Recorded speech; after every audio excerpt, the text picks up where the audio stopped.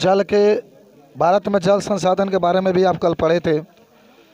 जल के महत्व तो बहुत अधिक होता है। याद करो, कृषि के क्षेत्र में होता है ना जल का महत्व।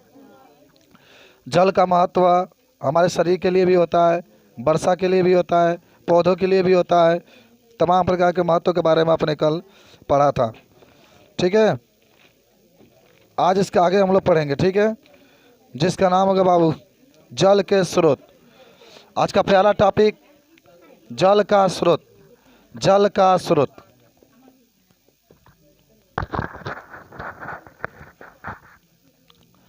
जल का स्रोत की आज पढ़ाई आपकी होगी। ठीक है, जल का स्रोत का मतलब होता है कि किसके से आप जल प्राप्त करते हैं उसी को जल का स्रोत कहते हैं। खाली आप समझ लीजिए, आप खुद लिख सकते हैं। पहला आपका है बाबू महासागरीय जल।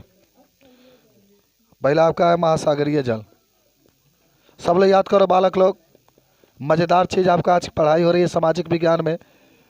पहला महासागरीय जल, दूसरा आपका होता है स्थलीय जल, और तीसरा आपका होता है भूमिगत जल। तीसरा आपका क्या होता है? भूमिगत जल। चलो, प्यारा सा हेडिंग आपके पास आया है आज। जल स्रोत पहले बात कर रहे हैं हम लोग आजकल। जल स्रोत को हम लोग तीनों भागों में बांट देते हैं, देख रहे हैं, जैसे महासागरीय जल, स्थलीय जल, भूमिगत जल। तीन प्रकार के स्रोत होते हैं। जल का स्रोत का मतलब होता है किससे किससे आप जल प्राप्त कर सकते हैं। जल का स्रोत का मतलब क्या होता है? किन किन स्रोतों से आप जल को क्या कर सकते हैं? प्राप्त कर सकते हैं। जिन जिन स्रोतों से जल प्राप्त करते हैं उसी को हम लोग क्या कहते हैं? जल स्रोत कहते हैं। पहला बात आपका होगा महासागरीय जल।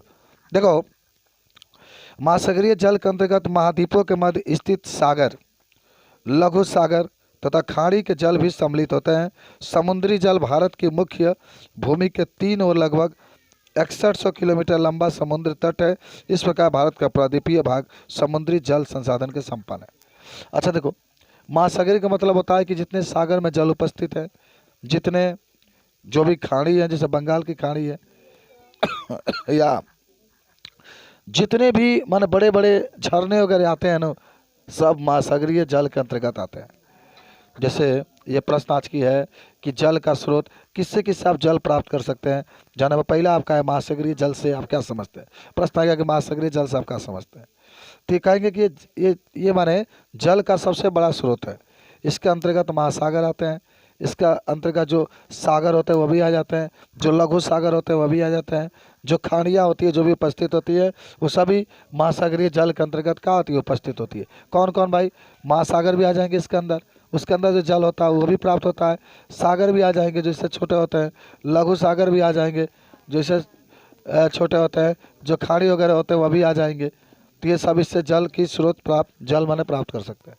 याद हुआ सबको? बताओ। अब सुनो, देखेंगे अब आता आपका धरातलीय जल। बात समझ रहे हो ना?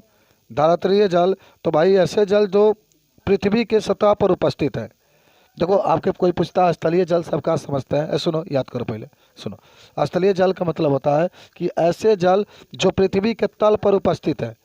पृथ्वी के तल पर, जैसे नदी हुई, नदी पृथ्वी के तल पर उपस्थित है। तालाब हुआ, तालाब पृथ्वी के तल पर उपस्थित है। जलाशय हुआ आपका, बात समझिए, वर्षा का जल हुआ, वर्षा के जल हुआ, तो ये सब आपका ना समुद्र नहीं होगा।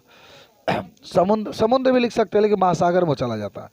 समुद्र बहुत बड़े बड़े होते हैं ना, झील कैसे होगा? चलिए, तो इसमें क्या आ जाएगा? जलाशय लिख सकते हैं, जो छोटे छोटे बातें आती है। इसमें तालाब लिख सकते हैं, कुआं भी लिख सकते हैं। इसमें नदी आ जाएगा, इसमें नहर आ जाएगा। ठीक है, इससे आपको जो जल प्राप्त होता है उसको स्थलीय। वर्षा के जल भी इसी में आते हैं, वर्षा के जल, वर्षा के जल। तो ये सब आपके जल उपस्थित है। अगर कोई आपसे पूछे कि स्थलीय जल किसे कहते हैं, तो जलाशय, तालाब, नदी, नहर, वर्षा के जल, ये सब आपके स्थलीय जल में आते हैं। अजय बाबू, सब याद हुआ कि नहीं आपको? आते हैं। तीसरा भूमिगत जल, या इसी को कल बताए थे ना। तुम्हारे जब वर्षा होती है, वर्षा के कुछ भाग जो होते हैं पृथ्वी के अंदर चले जाते हैं, माने पृथ्वी उसको सोख लेती है। जैसे जब पानी बरसता है तो 22% कला पड़े थे, एकदम सही लड़का बोला है, 22%।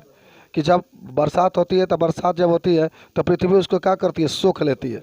उस जल को क्या करती है? सोख लेती है, पृथ्वी के अंदर चला जाता है। तो उसी को क्या कहते हैं? भूमिगत।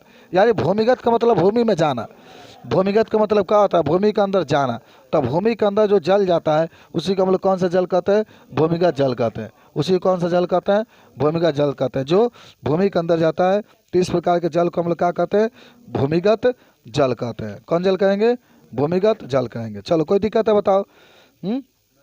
आप सुनो, जल, अब ये सब बातें आपकी आएंगी, खूब अच्छे अच्छे तरीके से हम लोग पढ़ते चलेंगे, आगे बढ़ते हैं। हाँ, दूसरा पार्ट पढ़ लिए नहीं लिए? क्या बात करते हैं, वन वन जीव के बारे में नहीं पढ़ा है? चलो, जल से संबंधित आंकड़ों का तत्व। जल से संबंधित, हाँ चलिए 10 को बना लो, इसे कोई मतलब नहीं कि पहले पढ़ लो। चलो, जल से संबंधित आंकड़े या तत्व। देखो, ये बहुत प्यारा टॉपिक है और ये कंपटीशन लायक है। अच्छा, ये कंपटीशन की हम बात करते हैं तो तुम लोग को मन में ख्याल आता है क्या कभी कि हम कंपटीशन में बैठेंगे? बैठेंगे, पढ़ेंगे तो जरूर बैठेंगे भाई। पढ़ रहे हैं तब तक उम्मीद है परिवार के लोगों को, परिवार के लोग चाहते हैं कि मेरे बच्चा को बढ़िया एकदम। देखो, 2 तरीके से इंसान ज़िंदगी जीता है बाबू। एक ज़िंदगी होता है जो बहुत शान की तरह जिया जाता है, और एक ज़िंदगी होता है जो गुलाम बन के जिया जाता है। तो पढ़ेंगे, कुछ बनेंगे तो शान की तरह आप जिएंगे, एकदम निश्चित है। 10 आदमी के बीच में रहेंगे तभी आपका शान रहेगा कि पढ़ा लिखा व्यक्ति है। और कम पढ़ेंगे, भले कितना भी आप पैसा कमाएंगे, लेकिन शान की तरह नहीं जी पाएंगे आप, वो शान नहीं मिल पाएगा। मंच के माध्यम से खड़े होकर के 2 शब्द बोलना होगा तो दिक्कत होगी आपको, मंच के माध्यम से। और वो 5 ले पढ़ा है और अगर टीचिंग लाइन में है तो मंच के माध्यम से बोल सकता है खड़ा होकर के। तो इसीलिए पढ़ाई पर विशेष ध्यान दीजिए। जब नहीं पढ़ेंगे, जब पढ़ाई छूट जाएगा तब तो कोई बात नहीं, लेकिन खूब अच्छा से पढ़िए जब भी पढ़िए।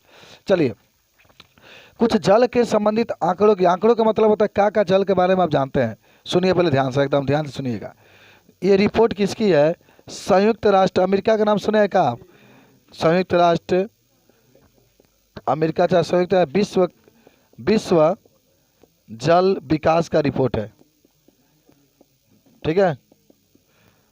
जिसने 2003 के अनुसार ये रिपोर्ट दिया था। सुनो क्या है रिपोर्ट में, कि विश्व में जल के कुल आयतन का 96.5% महासागर में पाया जाता है।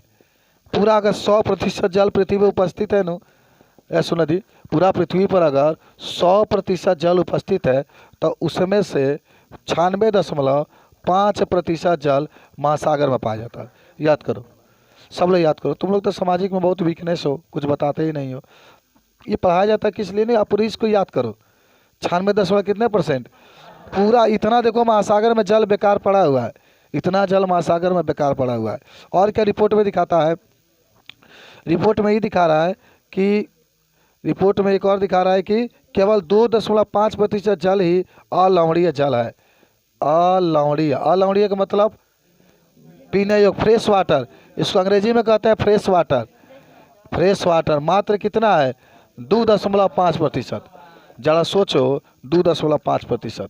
आई है 2.5% से संसार में जितने पेड़ पौधे हैं, संसार में जितने जीव जंतु सब जीते हैं। 96.5 में देखो जो बेकार पड़ा हुआ है। केवल 2.5% जो जल है, इसी से संसार के सभी लोग क्या करते हैं? 1% वाष्प बन के उड़ता रहता है, ठीक है। चलिए, आप देखिए, विश्व में, सुनो ध्यान से, ये पहला बात रहा। दूसरा बात रहा, विश्व में सबसे अधिक जल, विश्व में सबसे अधिक अगर अलवणीय जल की बात करेंगे तो कहाँ कहाँ पाया जाता है? अंटार्कटिका के नाम सुने हैं आप? अंटार्कटिका एक महाद्वीप है, सबसे अधिक वहाँ पर पाया जाता है। 70% जल यहाँ पर शुद्ध पाया जाता है, 70%।